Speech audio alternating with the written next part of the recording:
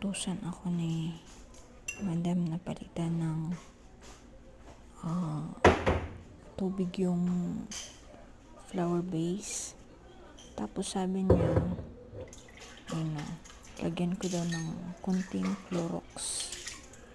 Kaya yun, pinalitan ko yung tubig, tapos nilagyan ko ng konting Clorox.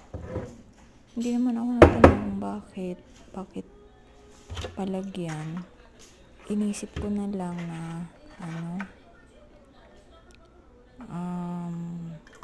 baka mawala yung amoy kasi pag buhos ko ng yung dating tubig niya na ang dating tubig ng bulaklak,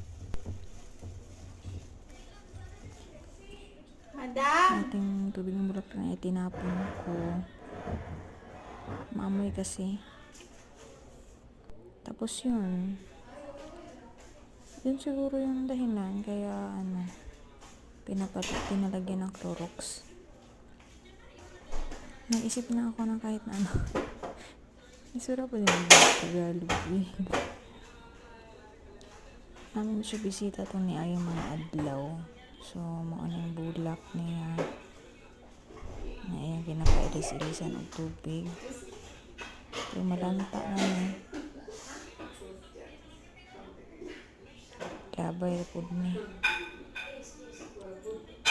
itong dati po di apong gipabot nga nung ingon patay yung Clorox bot nga nung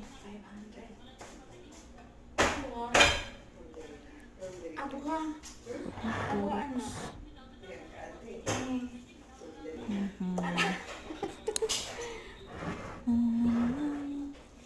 Katawa nga gusto kong kauban. Kay busy kay may parang tulog sige kami.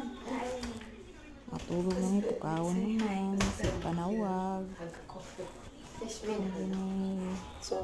Baho na ito dire.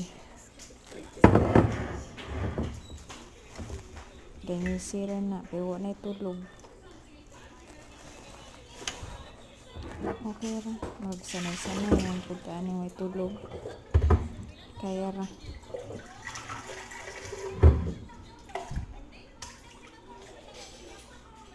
Pero yung kauban din, okay ra siya. Okay ra, kaano siya. Salamat po.